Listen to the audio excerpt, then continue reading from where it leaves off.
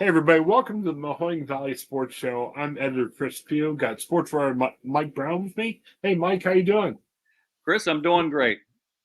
Excellent, excellent. Well, it's the summer, and our high school team sports are going to be done for a while, but that doesn't mean there's nothing else in the valley. We have Right. a lot of all-star games and other summer activities we're going to spend the next couple months talking about. And this week, the state line game. Yep. It's Ohio and Pennsylvania. It's kind of like the eastern edge of Ohio Yes, with our counties, and I think you said Jefferson County, that's the correct. lowest too, right? That's Okay, correct. and they end up playing Pennsylvania. And again, not the whole state, but kind of those western edge Western PA. counties. Yep, Pittsburgh area. Yeah, Yep. yeah, but we had a story that ran. We're recording this in Monday's edition of Mahoning Matters. I just edited, and we got two other preview stories. Another one's going is scheduled to go Tuesday. Another one's scheduled to go Wednesday. hmm Mike, you were out there with the Ohio people. Again, a lot of local connections. Dave Ross, the South Range coach, is going to be Ohio coach. Yep. Tim Cooper, right? Yeah, I Tim believe. Cooper. Yep. Yeah, West Branch offensive coordinator is going to be the coordinator. What you learned from Ohio and a lot of the area kids that are out there playing for Ohio? Well, I'll tell you what, that Ohio roster is loaded with kids who made the All Ohio team last year. And I would think they're not real happy about losing that game last year to PA.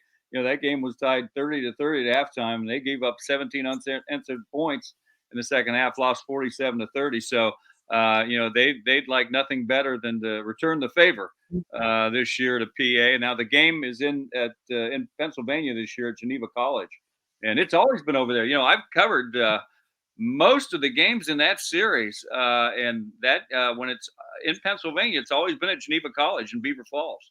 So that's the case again this year, Chris. But there's a lot of Ohio's loaded with talent. Oh my goodness. I think Bo Alazos he is one of the three quarterback. I think he'll get the nod Thursday night, but they're going to use all those guys. But Alazos passed for over 3,500 yards last year. So obviously they got a lot of talent in the backfield. They've got talent. They got some South Range guys in the backfield. Uh, a lot of talent overall. I think the leader on defense for them is going to be a young man from Columbiana who set their all-time record for tackles career and season last year in Kean Hartley. The linebacker, he's really good. Coach Rowett's really high on him. He's kind of the leader of that defense. So, Ohio's looking to turn the tables come Thursday night, Chris. Is there So the kids are different. I mean, it's all star game. It features seniors. Right. Is there traditions that pass on? Like, so if I'm a kid that goes to Canfield, and each year in the news, I hear about the state line game. I know about a week or two beforehand, you were at the Mahoning versus Trumbull County Yes. game. Yeah. Is it just do kids? Is it kids going, wow, maybe one day I could play in that game? If you live in a certain county for a certain number of years, is that where the rivalries develop? Because as you know, like the players are different each year. hmm Are they reading the clippings of what happened in years past? What gets kind of the bad feelings going in a game like that? Yeah. Well, I think the fact just that it's Ohio against PA, I think that Okay. adds to the rivalry because, I've seen a couple games where it got pretty heated because of the rivalry and in a good way there. I think Ohio wants to beat PA and PA wants to beat Ohio. And you think about the great football that's played in this part of the state in Ohio and also in Western Pennsylvania. Look at all the great quarterbacks that have played Yeah. in the NFL that came out of Western Pennsylvania. I mean, that tells Yeah. you about the talent over there too. So you've got some really, really quality players playing in this game.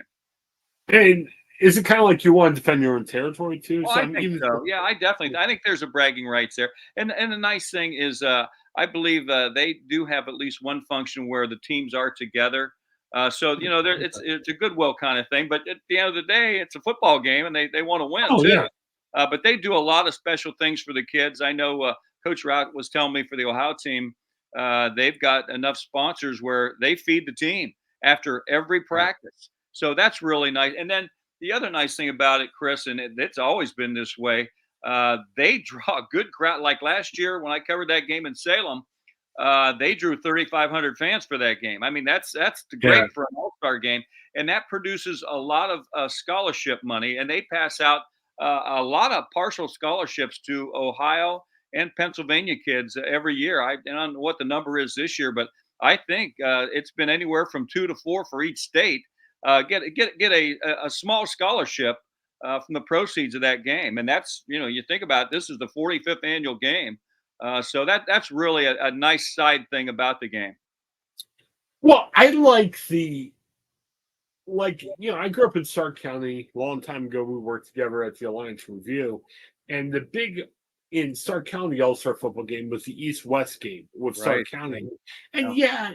yeah, I think to some kids there was a rivalry, hey, we're on the east side of the county or we're on the Yeah. west side of the county. Yeah. But the thing I like about the state line more is, you've got Ohio versus PA. Yeah.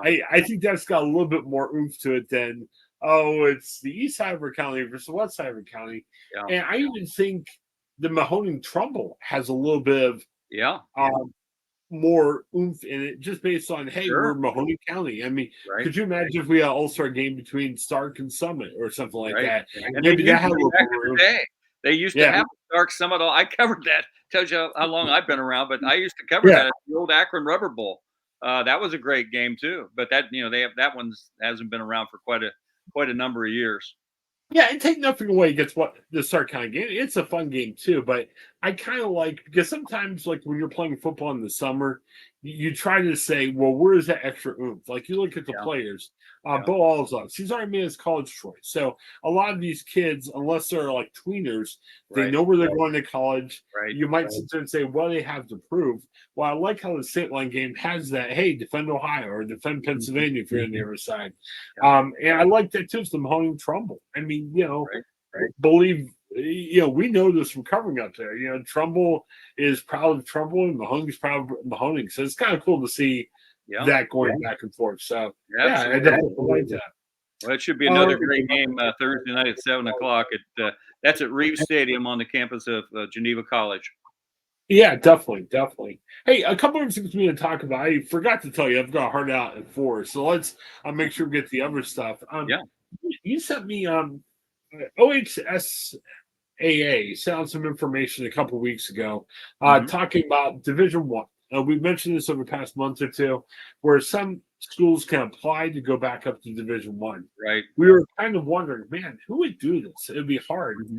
But I talked to Tim Stride, their media guy, uh, right after the softball state tournament, Hmm. and he was telling me, "Hey, you'll be surprised. We've got some." Right. And Mike, you sent me a list. There's only one in Northern Ohio, but there's 11 schools. When we just look at what's happening with football and basketball next year, Yeah. there are 11 schools that already applied to go to Division One. Yeah. I'm looking at where it impacts Northern Ohio. Euclid actually dropped to Division Two. Hmm. Mike, you were explaining this beforehand.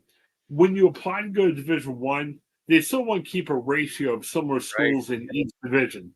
That's That right. way, if everyone goes to Division One, it's not like we only have one division. Right. Well, Euclid was one of the smaller schools in girls basketball Division One, so they moved it on to Division Two based on the Yeah. schools that applied to go up to one. Right. But yeah, kind of interesting to see what happens. I remember we talked to Steve Ward about this a few weeks back, and it made sense for them. I mean, they won 2 straight Division One titles. They're Right. the odds-on favorite to make it 3 next year. Yeah. So yeah, I mean they've done that in Division One. Why would they go to Division Two? That makes sense. Yeah. I would love to have it. Again, we don't cover Cincinnati and other areas, but I wonder. I'd love to hear the stories about some of these other schools. Kind of interesting. Did any school jump out at you? And you've had more of a knowledge of some of the schools around. Yeah. No, I think in our area, I think really Fitch in the Mahoning Valley was one of the few that actually wanted to stay in D1. And I understand they want to defend their title in D1. Right. But a lot of the other schools statewide were from outside our area that are moving up that voluntarily wanted to go up to D1. But it'll Well, be interesting. And I think I was telling you off the air, Chris. with 64 teams in D1 and 64 teams in D2.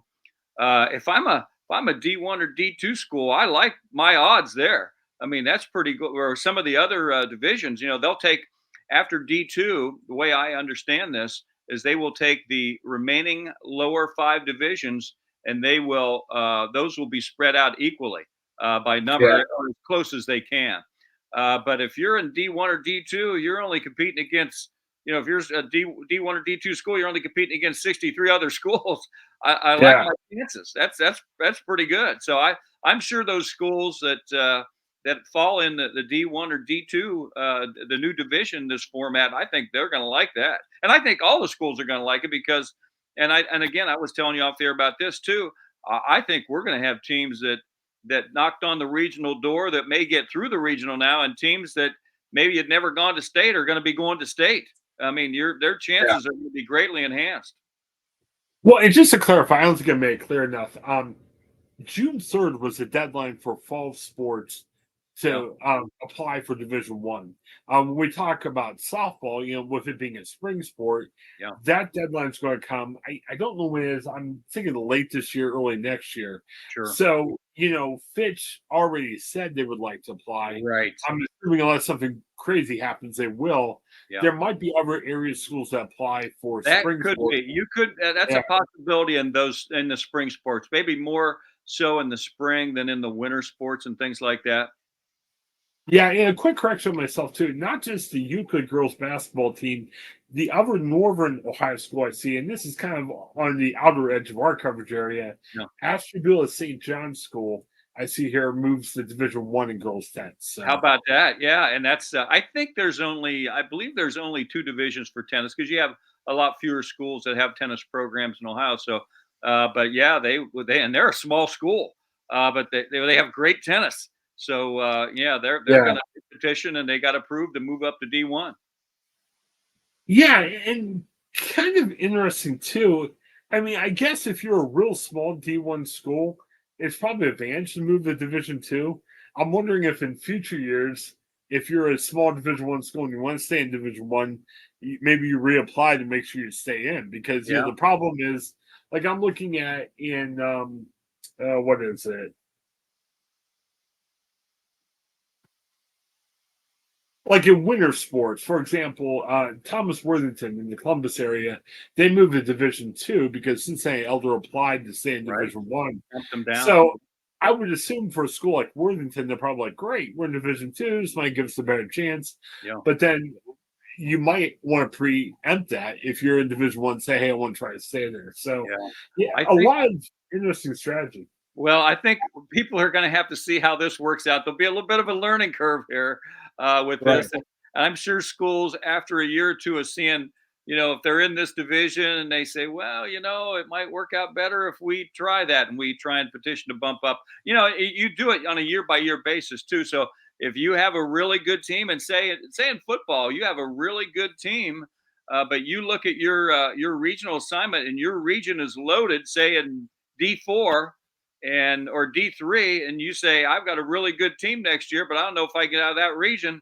But if I move up to D1, or you can project, hey, Yeah. we think the teams are going to be in D1, and say, you know what, I might take a spin with that for a year in D1 and take my chances. So it's going to be interesting to see how it plays out, Chris. Like I said, there's going to be a Yeah. learning curve to see to see how it goes here in the next year or two. Well, and if you think about it too, like softball, I mean, now we've documented this before, like Canfield could move down, but Yes, like Gabby Gradisher is back for a champion, right. for another year. Now I don't Yeah, know what the rest of the champions team looks like. Sorry, I haven't yeah, researched that part, but it kind of worked out nice for division for Mahoning Valley in softball yeah, because you had two great teams in Division Three when you looked at South Range and right. um, champion.